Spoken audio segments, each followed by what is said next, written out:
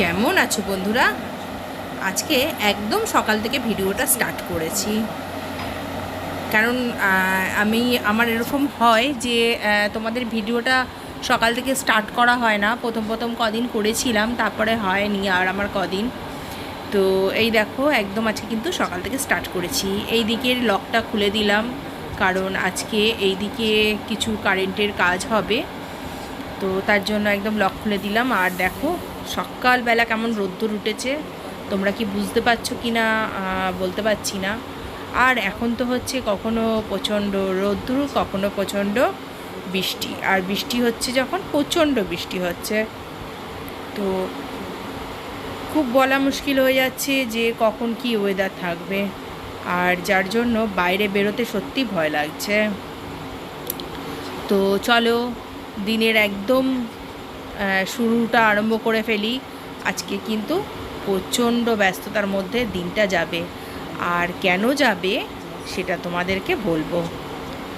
তো এই দিকটা চলো এবার লক করে দিয়ে আমরা চলে যাই।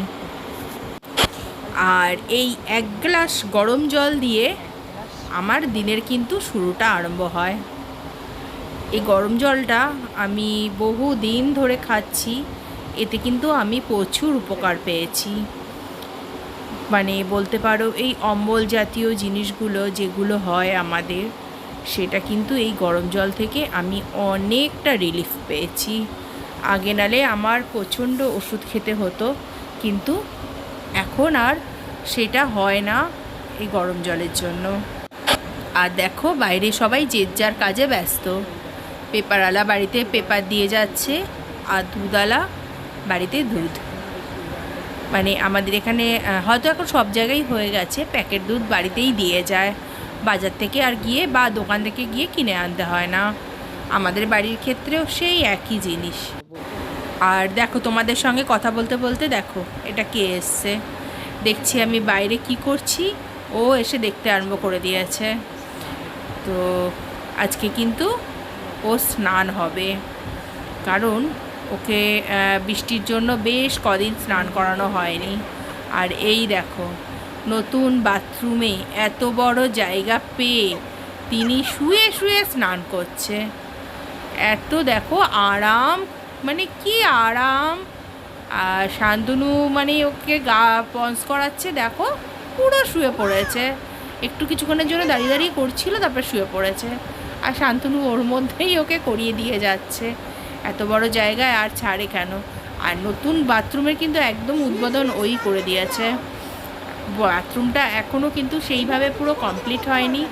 আর সেকেন্ড কথা হচ্ছে এখনও ভালো করে পরিষ্কার করা হয়নি। এবার শান্তনু বলে না না আমি এইখানেই স্নান করাবো। আর জানো মানে স্নানের পরে ও বাথরুম থেকে বেরোতে পর্যন্ত চাইছে না। আর এই দেখো এই জায়গাটাকে ও বালিশ করে দিয়ে ওখানটা মাথা দিয়ে ও শুয়ে রয়েছে, পারলেও ওখানে ঘুমিয়েই পড়ে। এত জল পছন্দ করে মানে বলার বাইরেও, ভীষণ জল পছন্দ করে, তোমরা চিন্তা করতে পারবে না। আর এই দেখো শান্তনু আবার সাথে নিয়ে চলে এসে মাংস, বলে আজকে একটু মাংস করো, একটু মাংস খাই। একদম প্লেন আলু দিয়ে ঝোল করতে বলেছে, বলছে আর কিচ্ছু না, জাস্ট আলু দিয়ে ঝোল করো, সেটাই আজকে খাবো। আর আমি দেখো বসিয়ে দিয়েছি মাংস, কারণ আমাকে আবার বেরোতে হবে। এই যে বললাম আজকে প্রচুর ব্যস্ততার মধ্যে দিনটা কাটবে। আমার যেই পিসনের কথা মানে তোমাদেরকে বলেছিলাম যে সে খুব অসুস্থ, তো সে কিন্তু মারা গেছে। আর সেইখানের ভিডিও আমি কিছু করিনি, কেন ওই অবস্থায় সত্যি মানে করা যায় না, এমনিও মন মেজাজ ভালো ছিল না। আর সেইখানের জন্যই আমরা বেশ কিছু জিনিস মানে কিনতে হবে। আমরা মানে বলবো না, শান্তনু অফিস যাবে, আমাকেই যেতে হবে কেনাকাটি করতে। ভেবেছিলাম শান্তনু আর আমি যাব, কিন্তু শান্তনুর এখন যা ডিউটি মানে শিডিউল করছে, আমাদের কিচ্ছু কেনাকাটা করা হচ্ছে না। ইভেন জানো শান্তনু বলছে পুজোর মার্কেটিংও তুমি করে আনো, কিন্তু সেটা তো সম্ভব না। আমি বলেছি সেটা যদি তুমি যাও তাহলেই মার্কেটিং করবো, নাহলে করবো না। তো যাই হোক সেটা তো দেখা যাবে কবে যাব, কিন্তু আগে তো এই কাজটা করি, এটা খুব ইম্পর্টেন্ট। কারণ হচ্ছে ওদের ঘাট কাজ চলেই এসছে, মানে আজকে কিনবো, আজকেই বিকেলে আবার যাব মানে জামা কাপড়টা দিয়ে আসতে। দেখো তোমাদের সঙ্গে বক বক বক বক বক বক করতে করতে আমার মোটামুটি মাংসটা কষিয়ে মাংস দেওয়াও হয়ে গেছে। জানো তো, মাংস আমি যখনই করি আমি কিন্তু হাঁড়িতেই করি। আমার না প্রেশারে মাংস একদম ভাল লাগে না, কেমন যেন একটা লাগে। আর হাঁড়ির মাংস যতক্ষণই লাগো, হ্যাঁ নিঃসন্দেহে টাইমটা অনেক বেশি লাগে, কিন্তু হাঁড়ির মাংসের টেস্টই আলাদা। আর টাইম বেশি আমি কেন বলবো, একটু বেশি তো লাগবেই। আমি কিন্তু একদম মাংস কষিয়ে ঠসিয়ে যখন এই যে ফুটবে তখন কিন্তু আমি একদম ঢেকে ওটাকে রেখে দিই প্রায় 40 মিনিটের মতন। একদম ওই ভাপেই মাংস সুন্দরভাবে তৈরি হয়ে যায়। বেশি আমি কিন্তু ঘাটাঘাটিও করি না মাংসের জন্য।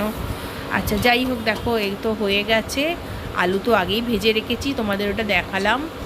আর এই দেখো মাংস আমি বসিয়ে দিয়েছি, এদিকে মাংস হচ্ছে আর ওইদিকে আমার জ্যাসরানির মাংস বসিয়ে দিয়েছি। আর দেখো কত ঝোল দিয়েছি। অ্যাকচুয়ালি স্যুপটা ওর খুব লাগে, কারণ হচ্ছে ওর ভাত মাখবার জন্য, ইভেন রাত্রিরে ও রুটি খায় সেইটাও ও মাংস দিয়ে, মাংসের এই স্যুপ আর মাংস দিয়েই খায়। তার জন্য কিন্তু মানে একটু স্যুপটা আমার বেশিই রাখতে হয়, নাহলে পরে ভাতটা কী দিয়ে বা রুটিটা কী দিয়ে মেখে খাওয়াবো বলো। আর ও তো ভাতটা একটু বেশিই লাগে ওর। তো যাই হোক, তারটাও বসিয়ে দিয়েছি। তার মাংস আগে আমি সিদ্ধ করে নিই, তারপরে আবার একটু জল দিয়ে ভালো করে ফুটিয়ে নামিয়ে রাখি। এ তো সব গেল। দেখো তারপরে বেরিয়ে পড়লাম, রান্না সেরেই বেরিয়ে পড়লাম মার্কেটের জন্য। ওই যে বললাম যে সব কেনাকাটা করতে হবে। আর যা প্রচণ্ড বাইরে রোদ্দুর আর গরম, সত্যি কথা বলছি একদম শরীর দিচ্ছিল না। আর অনেক দিন পর না একটু রোদ্রে বেরিয়েছি, আর শরীরটা আরও বেশি খারাপ লাগছিল। আর দেখো ট্রেনও মানে এত লেট করেছে, সেদিনকে বসেই রয়েছি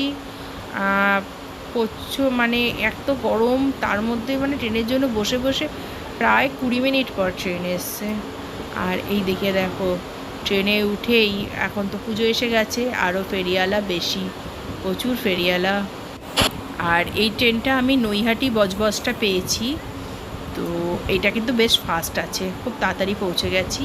আর দেখো এই যে এসে গেছি সোদপুর, 4 নম্বরে নামিয়েছে। কেন, যতগুলো বজবজ বা মাঝেরহাট আছে সব এই দিকটাই নামায়, মানে 4 নম্বরে নামায়।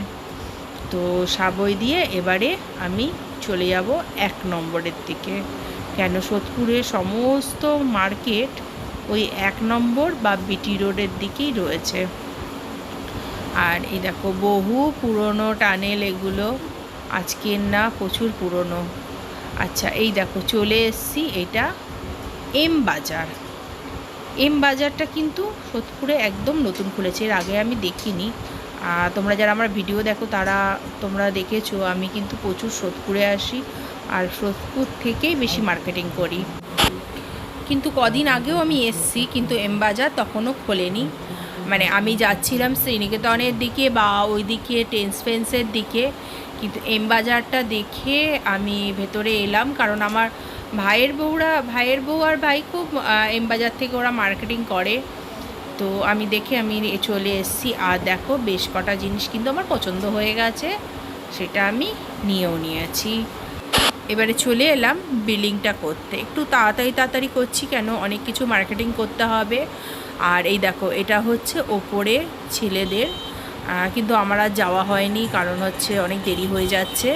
আর এই দেখো এটা হচ্ছে বাইরে, যাওয়ার সময় ভাবলাম একবার তোমাদেরকে দেখিয়েই দিই।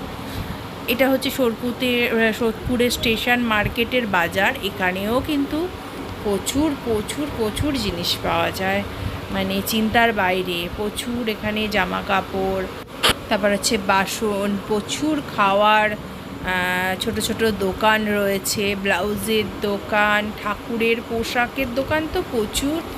কারণ এর আগে তোমাদেরকে আমি দেখিয়েছিলাম যে আমি এখান থেকে ঠাকুরের পোশাক কিনি, আর পোশাকগুলো কত সুন্দর ছিল।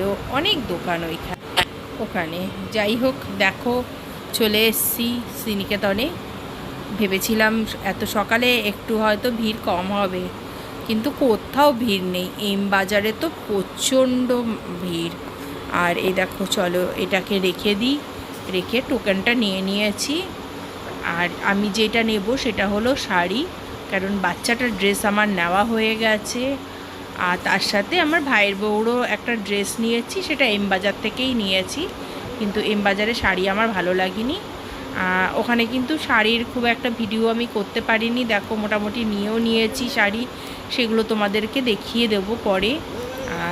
এখন বসে রয়েছি ট্রেনের জন্য। যেরকম আসবার সময় ট্রেন লেট করেছে, তেমনি যাওয়ার সময়ও এক জিনিস দেখছি, সে মানে বসে আছি তো বসেই রয়েছি, ট্রেন আর আসে না। মানে অনেকক্ষণ আগে, মানে আমি এসেই জিজ্ঞাসা করেছিলাম, তখন বললো যে নৈহাটি লোকাল একটা আছে। তো ভাবলাম ভালোই হয়েছে, নৈহাটি লোকাল যখন পৌঁছে যাব। কিন্তু দেখি সে তো আর আসছে না। তারপরে দেখি ব্যারাকপুর লোকাল এসছে। ব্যারাকপুর লোকালে উঠে পড়েছি, কারণ আমার এত গরম লাগছিল আর এত শরীরটা খারাপ লাগছিল এই রোদের মধ্যে। আমার আর ভালো লাগছিল না, মনে হচ্ছে যেন কখন বাড়ি পৌঁছাবো। মানে এত সত্যি গরম পড়েছে, অস্বস্তি লাগছে। আমি একটা ঠান্ডা জল কিনে মানে চোখে মুখে দিয়ে তারপর আমি ট্রেনে উঠেছি। মানে এত অস্বস্তি লাগছে। আর দেখো ট্রেন পুরো ফাঁকা, কারণ হচ্ছে এটা ব্যারাকপুর লোকাল। সোদপুর থেকে ব্যারাকপুরের তো ডিস্টেন্স খুব একটা না, মোটামুটি ফাঁকাই হয়ে যায়, পুরো ফাঁকা, তার জন্য। আর দেখো ট্রেনটা কিন্তু এখন, এটা কিন্তু আমি স্লো মোশনে করছি না, এটা কিন্তু ট্রেনটা অটোমেটিকলি স্লোই চলছে, কারণ আমাদের ব্যারাকপুর এসে গেছে স্টেশন, একদম স্টেশনের গায়ে দিয়ে মানে এটা যাচ্ছে। আর দেখো ট্রেন ঢুকে গেছে স্টেশনে। এবারে মনে হচ্ছে কতক্ষণে বাড়ি যাব, একদম ভাল লাগছে না, অস্বস্তি লাগছে। আর এই হলো আমাদের ব্যারাকপুর স্টেশন। চলো নামি বাড়ির জন্য। আর জানো তো, এই স্টেশনটা কিন্তু ইংরেজদের আমলের, আজকের নয়। তবে কিছু কিছু রিনোভেট করা হয়েছে। আর এখন অমৃত স্টেশন সব জায়গায় হচ্ছে, আর সেটা কিন্তু ব্যারাকপুরেও হবে। কিন্তু এখনও পর্যন্ত এই স্টেশনটা, এই যে বিল্ডিংগুলো দেখছো, এই যে ছাউনি ঠাউনি, সব কিন্তু ইংরেজদের সময়, কিচ্ছু এখন না। আর দেখো কি সুন্দর এখনও এখানে যে ছবিগুলো, এত সুন্দর। আমরা মাঝে মাঝে ওপরে দাঁড়িয়ে দাঁড়িয়ে দেখি যে সত্যি তখনের সময় কত সুন্দরভাবে বানিয়েছে ইংরেজরা। হয়তো আমাদের ওপরে বেশ কিছু অত্যাচার করেছে, কিন্তু কিছু জিনিস ওরা তৈরিও করে দিয়ে গেছে, তাই কি না। দেখো তোমাদের সঙ্গে বকবক করতে করতে স্টেশন থেকে বেরিয়ে চলে এসেছি। আর স্টেশন থেকে বেরিয়েই সঙ্গে সঙ্গে অটো পেয়ে গেছি, অটো করে এবার বাড়ি। মানে অটোতে এক হাওয়াটা জাস্ট মনে হচ্ছে যেন লু চলছে, এত গরম হাওয়া। যাই হোক, এই হতে হতেই তারপরে দেখলাম হঠাৎ করে আকাশটা মেঘলা করে দিয়েছে। কিন্তু মেঘলা করলেও কিন্তু এক ফোঁটাও গরম কমেনি, সেই গরম হাওয়া। আর এই দেখো বাড়িতে এসে মা আর শান্তনুকে সব দেখালাম। এইটা হলো আমার দিদি ভাইয়ের জন্য এই শাড়িটা কিনেছি। তোমরা কিন্তু কমেন্টে লিখো যে মার্কেটিংগুলো একা একা কেমন করেছি। আর এইটা হলো আমার পিসি শাশুড়ির জন্য কিনেছি, আর পিসিমণির জন্য একদম সায়া ব্লাউজ সমস্ত কিছু কিনেছি, কারণ ঘাটের দিনকে পিসিমণি আমাদের বাড়িতেই পরে উঠবে। আর এইটা দেখো আমাদের মেয়েটার জন্য কিনেছি, মানে আমার দাদা ভাইয়ের মেয়ের জন্য একটা খুব সুন্দর ওয়ান পিস একটা কিনেছি।